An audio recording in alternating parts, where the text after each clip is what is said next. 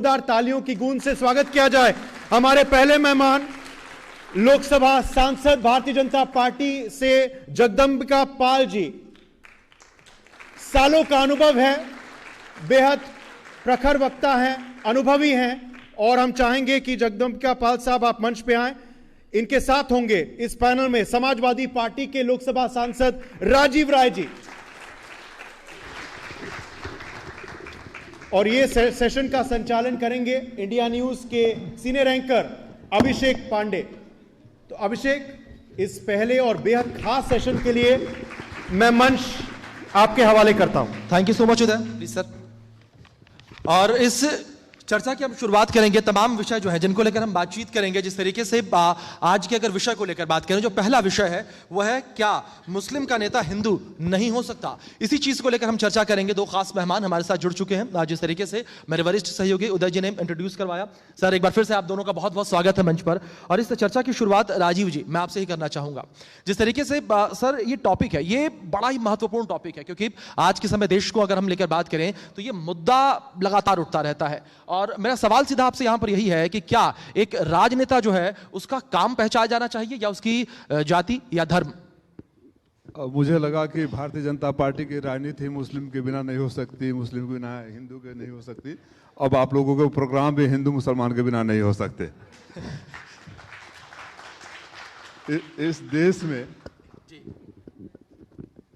जवाहरलाल नेहरू जी से लेके आज तक ये सेकुलर देश रहा है।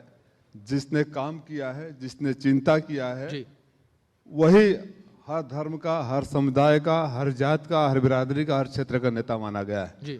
और चाहे लाख बीच में लोग कोशिश कर ले, कभी कभी बादल आते हैं, लेकिन जो देश का सेकुलर फैब्रिक है, जो हमारे संविधान के निर्माताओं ने दे गए, जो हमारे आज़ादी के दीवानों ने हमें बता गया, वही रहेगा, उसी से देश चलेगा। जी ठीक है जगदम्बिका जी, सर मैं आपका रुख करूंगा। सर आपने सुना राजीव जी को, ये आरोप बीजेपी के ऊपर सबसे ज्यादा लगते हैं कि जो ये हिंदू मुसलमान की राजनीति है वो बीजेपी करती है।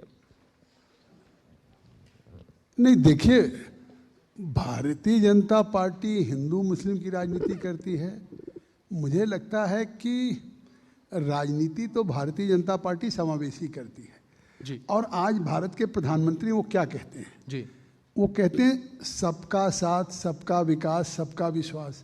तो जब सबका साथ, सबका विकास की बात है, मैं कह रहा हूँ ऑडियंस बैठी है, केंद्र की कोई एक योजना ऐसी हो, चाहे वो प्रधानमंत्री आवास से लेकर के प्रधानमंत्री किसान सम्मान निधि जिसमें 6,000 दिया जाता है, तो एक भी योजना, या उज्ज्वला हो, गैस का चूल्हा हो, या सौभाग्य हो, या प्रधानमंत्री मतलब आयुष्मान का हो 5 लाख का, तो अगर उसमें सभी जाति, सभी बिरादरी, सभी मजहब, सभी धर्मों के लोगों को दिया जाता है, तो फिर भारतीय जनता पार्टी और हिंदू मुसलमान की कैसी करती कौन है? वो जो बैठे हुए समाजवादी पार्टी के हैं, हमेशा, या कांग्रेस पार्टी हो। आप देखते हो अखिलेश जी या कांग्रेस के राहुल जी, अगर मैं एक बात पूछना चाहता हूँ कि तुष्टीकरण की राजनीति न कर रहे हो, तो आज तक अयोध्या में राहुल गांधी, सोनिया गांधी, प्रियंका क्यों नहीं एक बार जा सकती है? किसको खुश करने के लिए नहीं जा सकती? मुझे लगता है कि अगर वो हिंदू हैं, सेकुलर कंट्री है, हमको अपने धर्म में विश्वास है, तो क्या उनको अयोध्या नहीं जाना चाहिए? तो अगर वो निश्चित तौर से आज देखिए लोगों के मन में असुरक्षा, अल्पसंख्यकों के, अकलियतों को ये पैदा करने की कोशिश करते हैं और वो तुष्टीकरण की राजनीति है। तो इसलिए राजनीति तो आज ये जो बैठे हैं राजीव राय साहब, ये समझते हैं हमारा मुस्लिम वोट बैंक है, ममता जी समझती वोट बैंक है। ये उनके नेतृत्व नहीं कर रहे हैं, ना उनकी भलाई का कर रहे हैं, ये केवल वोट बैंक की राजनीति कर रहे हैं, इसलिए तुष्टीकरण कर रहे हैं। हम तो सबका साथ कर रहे हैं, सबका विकास। सर आपने एक शब्द का जिक्र किया, सेक्युलर। सर मेरा सवाल आपसे यहाँ यही है कि क्या सेक्युलर होना आज के समय में भारत में केवल अल्पसंख्यकों की बात करना है? लोग कोशिश कर ले, कभी कभी बादल आते हैं, लेकिन जो देश का सेकुलर फैब्रिक है, जो हमारे संविधान के निर्माताओं ने दे गए, जो हमारे आज़ादी के दीवानों ने हमें बता गया, वही रहेगा, उसी से देश चलेगा। जी ठीक है जगदम्बिका जी, सर मैं आपका रुख करूंगा। सर आपने सुना राजीव जी को, ये आरोप बीजेपी के ऊपर सबसे ज्यादा लगते हैं कि जो ये हिंदू मुसलमान की राजनीति है वो बीजेपी करती है। नहीं, देखिए, भारतीय जनता पार्टी हिंदू मुस्लिम की राजनीति करती है। मुझे लगता है कि राजनीति तो भारतीय जनता पार्टी समावेशी करती है जी। और आज भारत के प्रधानमंत्री वो क्या कहते हैं जी, वो कहते हैं सबका साथ, सबका विकास, सबका विश्वास। तो जब सबका साथ, सबका विकास की बात है, मैं कह रहा हूँ ऑडियंस बैठी है, केंद्र की कोई एक योजना ऐसी हो, चाहे वो प्रधानमंत्री आवास से लेकर के प्रधानमंत्री किसान सम्मान निधि जिसमें 6,000 दिया जाता है, तो एक भी योजना, या उज्ज्वला हो, गैस का चूल्हा हो, या सौभाग्य हो, या प्रधानमंत्री मतलब आयुष्मान का हो 5 लाख का, तो अगर उसमें सभी जाति, सभी बिरादरी, सभी मजहब, सभी धर्मों के लोगों को दिया जाता है, तो फिर भारतीय जनता पार्टी और हिंदू मुसलमान की कैसी करती कौन है? वो जो बैठे हुए समाजवादी पार्टी के हैं, हमेशा, या कांग्रेस पार्टी हो, आप देखते हो अखिलेश जी या कांग्रेस के राहुल जी, अगर मैं एक बात पूछना चाहता हूँ कि तुष्टीकरण की राजनीति न कर रहे हो, तो आज तक अयोध्या में राहुल गांधी, सोनिया गांधी, प्रियंका क्यों नहीं एक बार जा सकती हैं? किसको खुश करने के लिए नहीं जा सकती?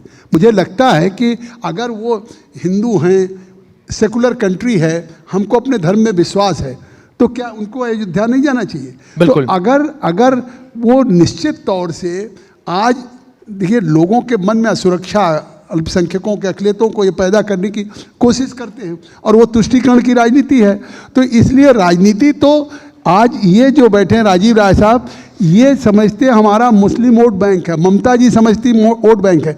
ये उनके नेतृत्व नहीं कर रहे हैं, ना उनकी भलाई का कर रहे हैं, ये केवल वोट बैंक की राजनीति कर रहे हैं, इसलिए तुष्टीकरण कर रहे हैं। हम तो सबका साथ कर रहे हैं, सबका विकास। सर, आपने एक शब्द का जिक्र किया, सेक्युलर। सर, मेरा सवाल आपसे यहाँ यही है कि क्या सेक्युलर होना आज के समय में भारत में केवल अल्पसंख्यकों की बात करना है? पहले बड़े भाई और हमारे नेता आदरणीय जगदम्बिका पाल जी के बात का कह दूं, सबका साथ, सबका विकास, कितना अच्छा लगता है सुनने में।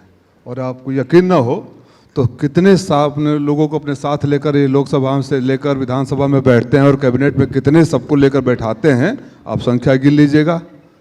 हिंदू मुस्लिम की बात कर रहे थे, गिन लीजिएगा कितने लोगों को वहाँ बैठाएं। वहाँ नहीं बैठाएंगे, दरवाजे पर खड़े रहो, हम यहाँ के वो ठेकेदार हैं।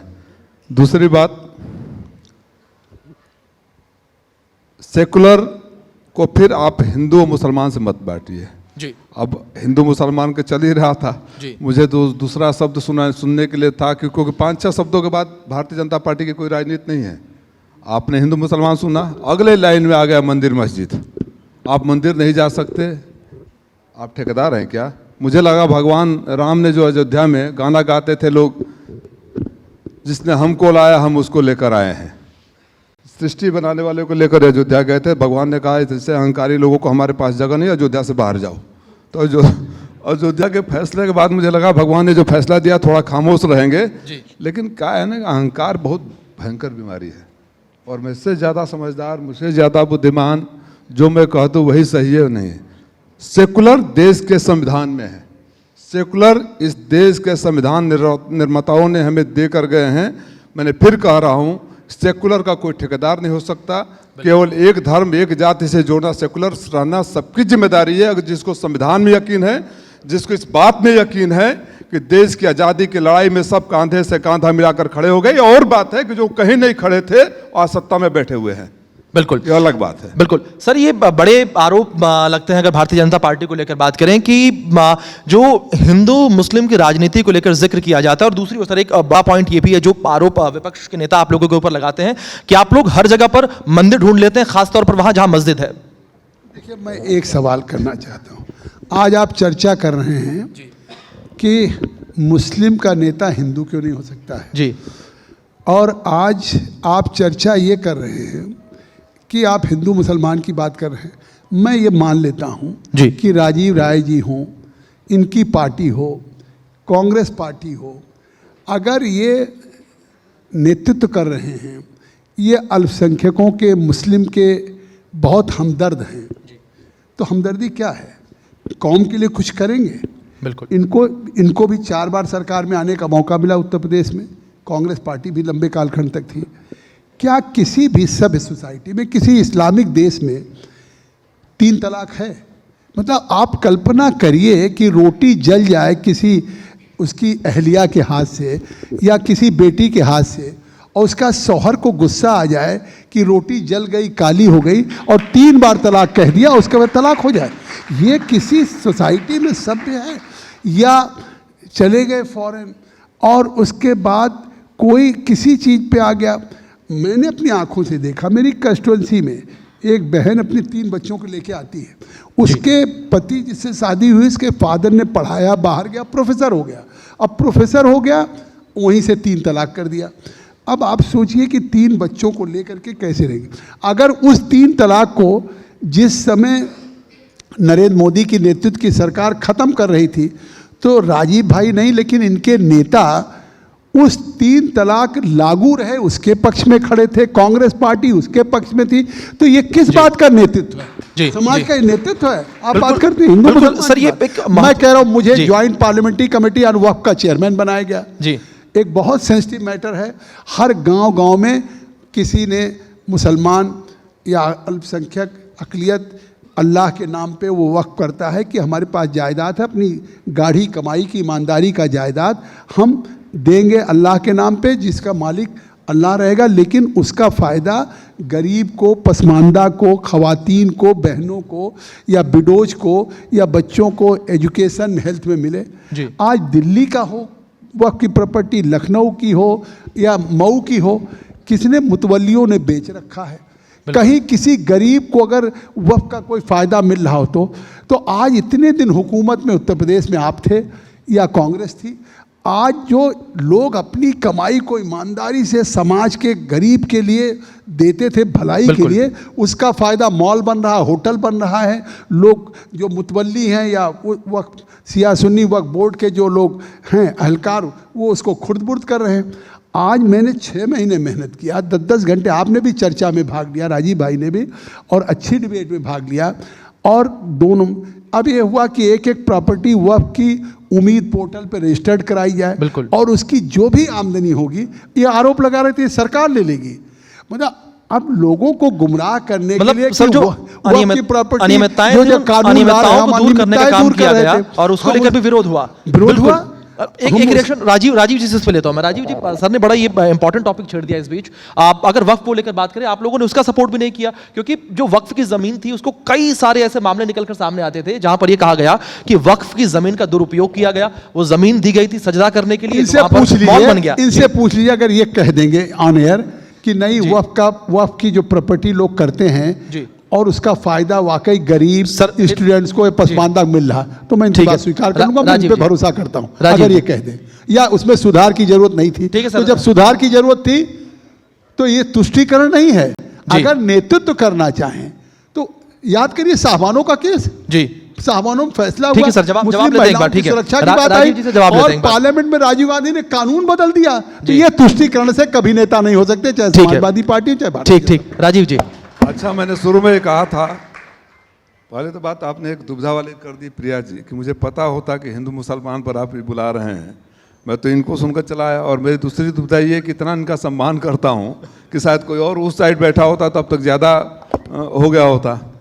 नहीं राजीव भाई अच्छा नहीं, आप बहुत एजुकेशनिस्ट आदमी हैं। देखिए मैं इनके बारे में मानता हूँ कि ये अच्छे आदमी है, गलत पार्टी में होता है, ये अच्छे आदमी है गलत पार्टी में। एक बार इनके लिए ताली बजा दीजिए। इसलिए कि मऊ से निकल के, मेरी ससुराल से निकल करके, और ये मेरा इनका रिश्ता भी है, जाति रिश्ता भी है, और सियासत में भी ठीक है, पार्टी अलग अलग है, लेकिन मैं एहतराम करता हूं। अभी हमारी हुकूमत ने, गवर्नमेंट ने, पार्लियामेंट ने इनको फॉरेन डेलीगेशन में भेजा, यूनाइटेड नेशंस में अमेरिका गए, इन्होंने भारत की नुमाइंदगियाँ किया। मऊ से निकल के बेंगलोर में गए पढ़ने, वहाँ प्रोफेसर बने, वहाँ खुद इंजीनियरिंग कॉलेजेस बनाया।